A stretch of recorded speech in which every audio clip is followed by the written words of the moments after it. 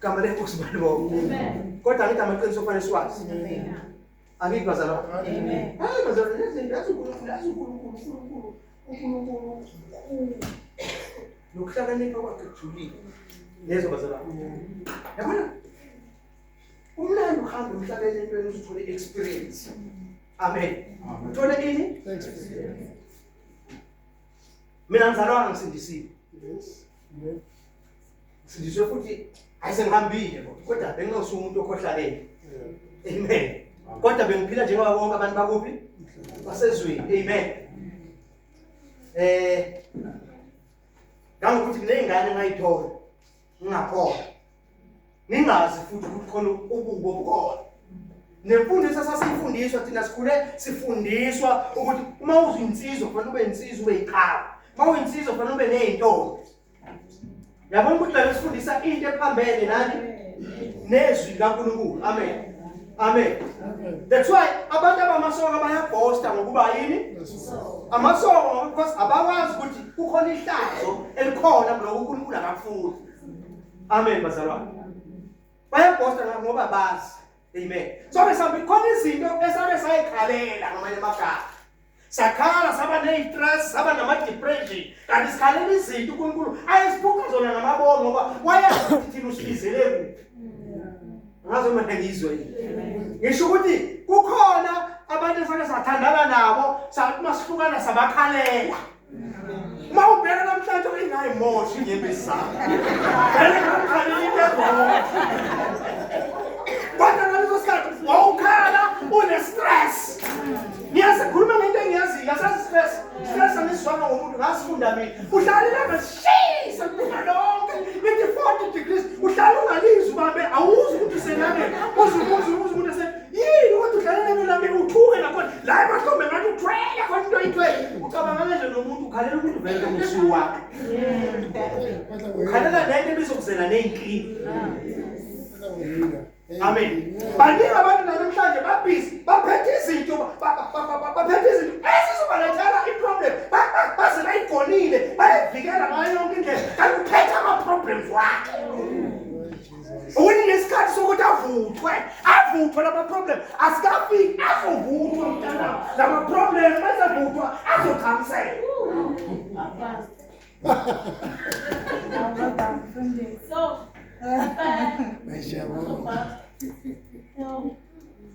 Amen. Hallelujah. Kwani izinto ezingabana sibambile lezo kuyizethu eziriyeli kuyizona zona uNkulunkulu uyafuna ukusinika but uyafuna in hands. Izandla zethu siqala uzokunika kanjani uNkulunkulu?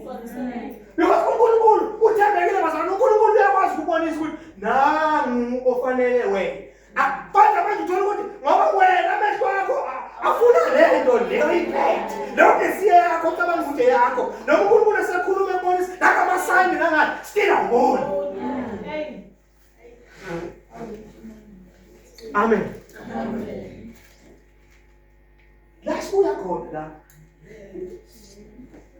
La sibuya kuphi? La sibuya khona la. Ungavumeli uNkulunkulu kube yena wenze njani?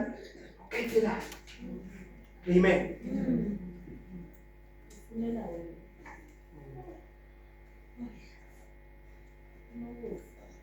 Okay.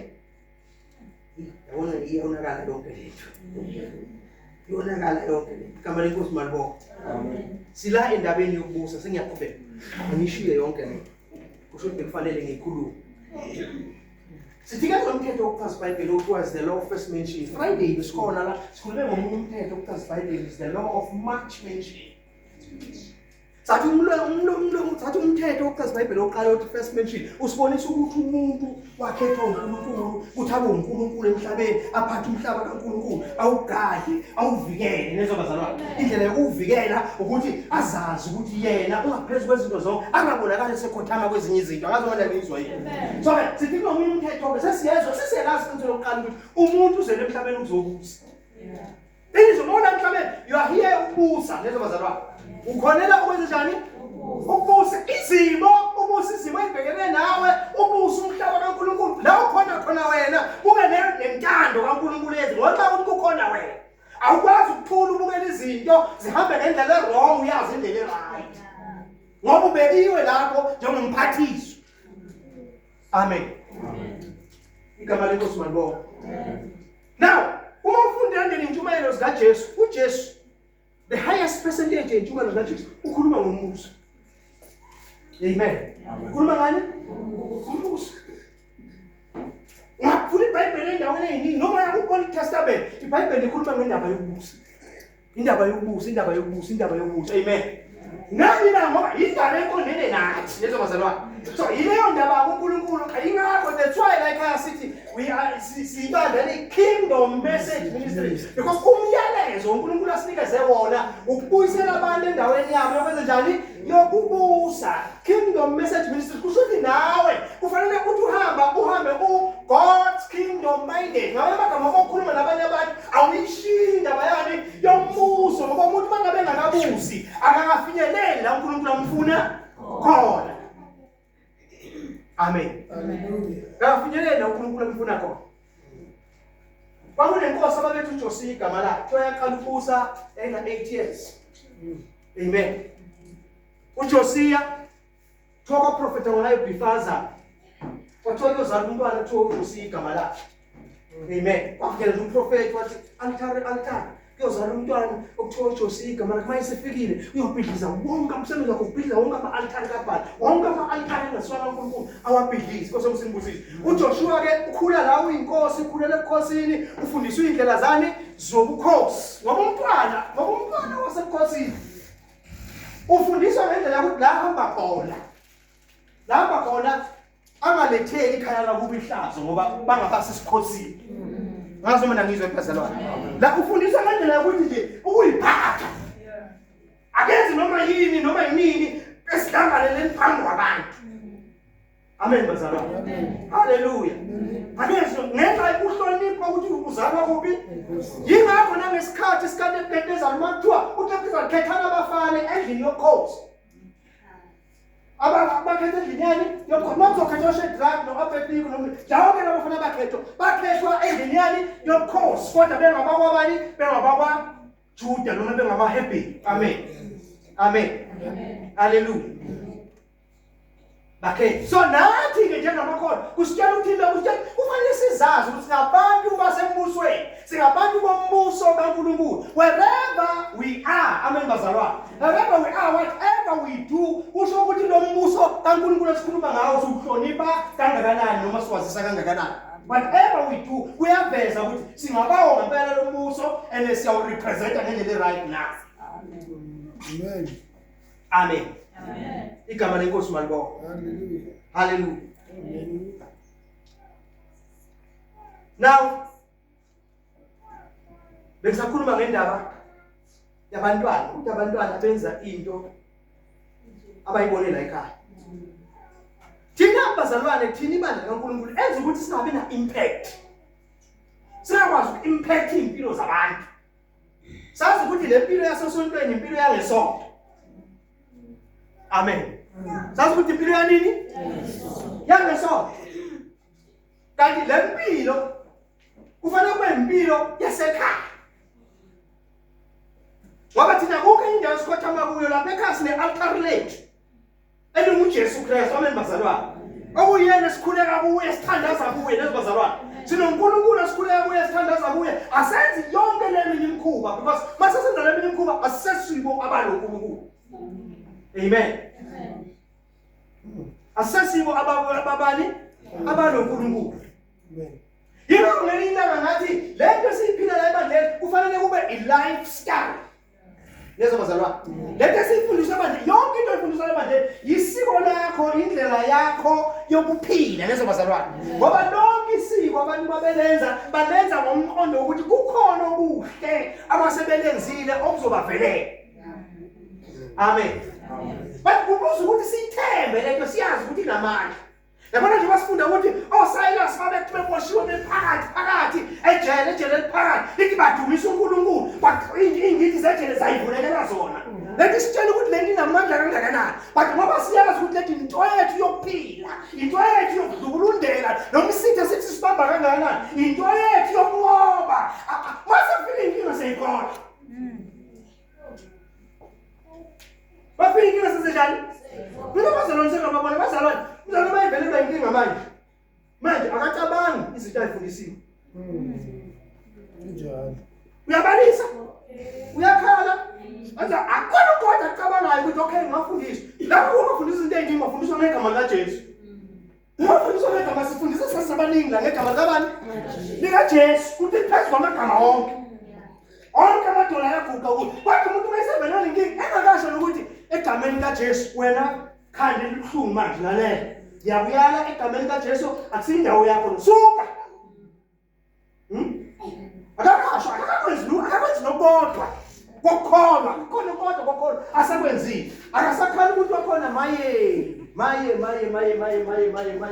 akacabanga ulula ke ukuthi bafika beluleke betshela ukuthi yes lapha kithi sinophaselini kanti uzogcoba nje bekunekwenakaleli uzogcoba amen abesiyathatha ngoba phela ayikho enye into anayo amen ayikho into enye anayo Nkosi yomsama ibusise. In other words, ngikhulumela ukuthi bazalwane, ukuzala isontweni akusiko ukuzochitha isikhathi. Amen.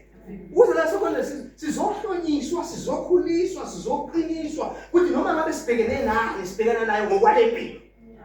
Sibhekana nayo ngokwani? Ngokwalempilo. Mina I have proven the word of God with how powerful it is. Mina mangigula mina ngikhuleka ngingedwa vele ngibeke isandla lapho uhlonkhona ngithi lalela wena ethile egameni likaJesu lalela njengamanje nginguNkulunkulu phezu kwakho ngiyakuyala ngiyakuxosha out isithandazela mina amen listen yizwe ukuthi hayi ayihambi nenkani ngiqhubeke ngisithandazela ngothi nganakile izwe ngasekho amen abantu abaningi abazazi ukuthi lesi esifundisana zinamandla ziyasebenza because akufinyeleli la khona masebelizwile izwi kaNkulunkulu baba abantu abalenzayo amen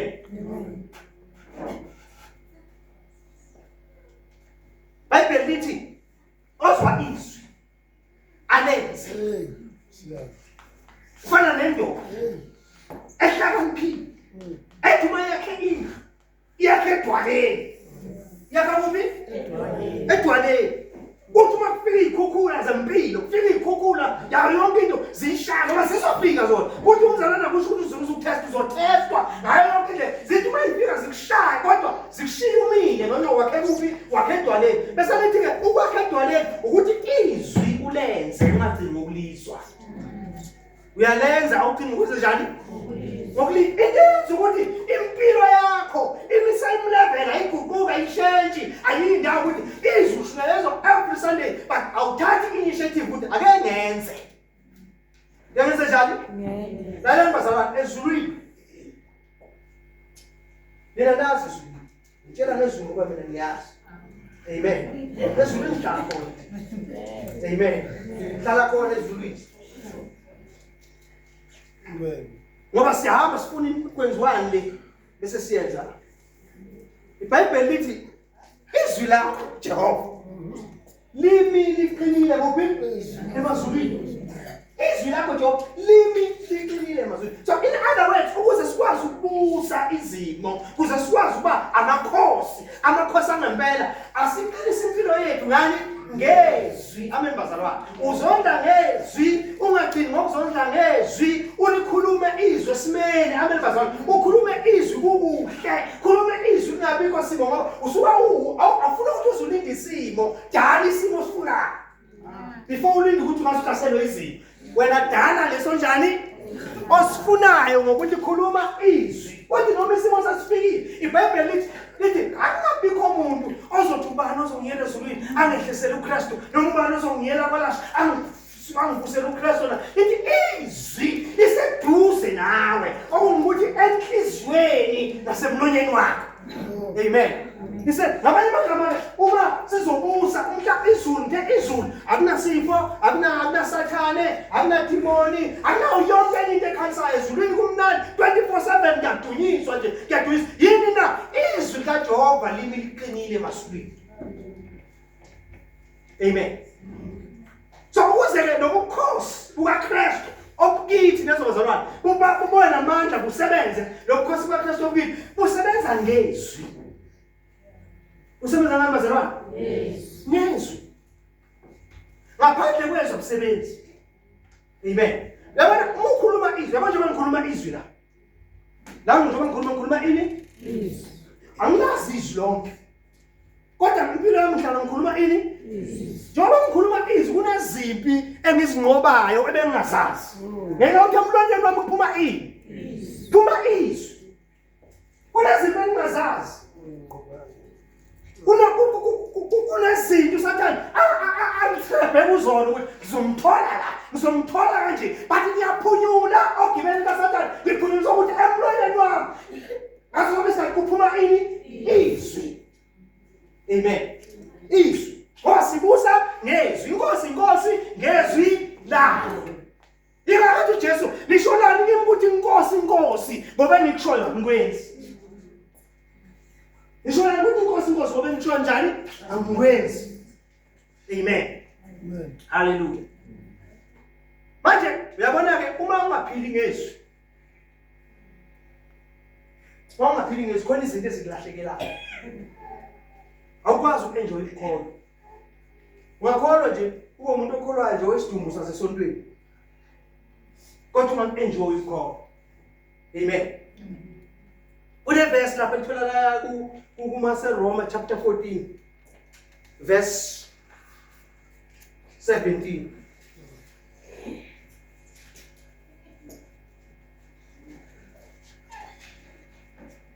Chapter 14 verse 17. Lithi umbuso kaNkulunkulu awusikho ukudla nokuphuza. Awusikho kwenza njani? Ukudla nokuphuza. Kodwa umbuso kaNkulunkulu ukulunga nokuthula nokuthokoza kumoya engcwele. Lezo bazalwane. Amen. Amen. Hallelujah.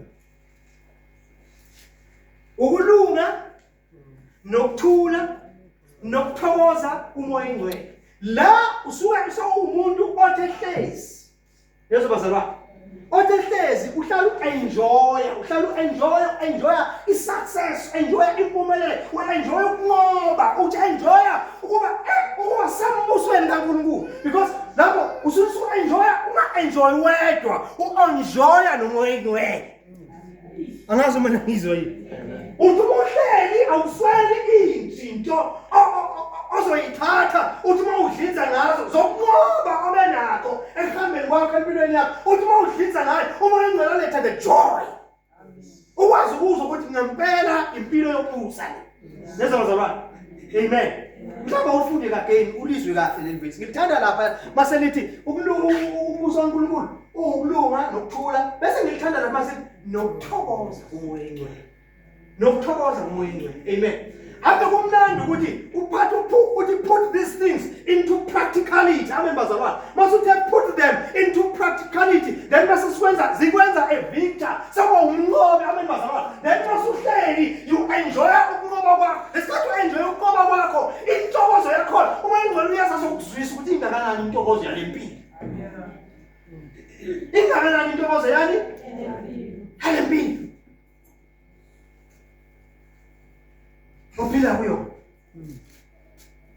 Izinto lezi zwenza ukuthi ungahlehli noma sekuthiwa uhlaselwa kangakanani awukwazi ukuhlehla. Amen bazalwane. Uthi uPostoli Paul ngelinye ilanga uthi kunye nokujonga ukuthi ngimazi yena namandla okuvuka kwakhe. Amen. Njengoba ukuthi ngimazi yena namandla okuvuka kwakhe. Amandla okuvuka kwakhe siwa experience kuphela mase si-applya izwi ezimeni. Amen bazalwane. Bese siyabona ukuthi this power that raised Christ from the dead is working even in my life. Iyasebenza nasempilweni yami. Amen. Amen. Pastor, afense nenkomo eduma. Inkolo singayi-enjoy lezo bazalwane. Singayi-enjoy. Asi-enjoy ngoba asisebenzi ukulunga ngokuthi si-apply izwi kaNkulunkulu lezo bazalwane. Si-apply izwi. Manje asisebenzi ukulunga ngoba kufanele sisebenze ukukholwa ukushiwo izwi. Amen. Hallelujah. Mangathi awungibalele izimo ongene kuzo. wabona ukuthi angikhiphe ngangena la akhishwa amandla kaNkulunkulu ngena la akhishwa amandla kaNkulunkulu ngena noma kusengaba kodwa ngangena la ngabona khona ukuthi amandla kaNkulunkulu makhulu ngendlela emangalisayo. Amen. Kufanele ube nomfakazi bakho okufakaza kuwe. Hayi noma uzokuthatha ukufakazela abantu obakho okufakaza kuwo, okufakaza kuwe ukuthi hey noNkulunkulu ukhona, noNkulunkulu uyaphila, ngiyayazi lento ngayibona empilweni yami abembazalwane. Then uyikho. Mase sinikhola nje kuphela ukuthi ngiyakhandaza. Ngiya esontweni, ngiya kuphi uyawabona amandla lento othi uyayikho. Amen. Hallelujah. Uyawabona amandla lento othi unjani? Ngiyayikho. Now sikhuluma la siyibandla likaNkulunkulu. Amen. But sometimes lento sizikhulumayo uma ubheka lento esikhulumayo ubheke ethini. Uyabona ukuthi lezi zinto azimendi. Lezi zinto kade asihambisana. Lezi ekhulunywa ngazinkulu kodwa uma ubheka impilo esikuya siyona ukuthi impilo bese lezi zinto ezikhulunywa. Amen. Hallelujah.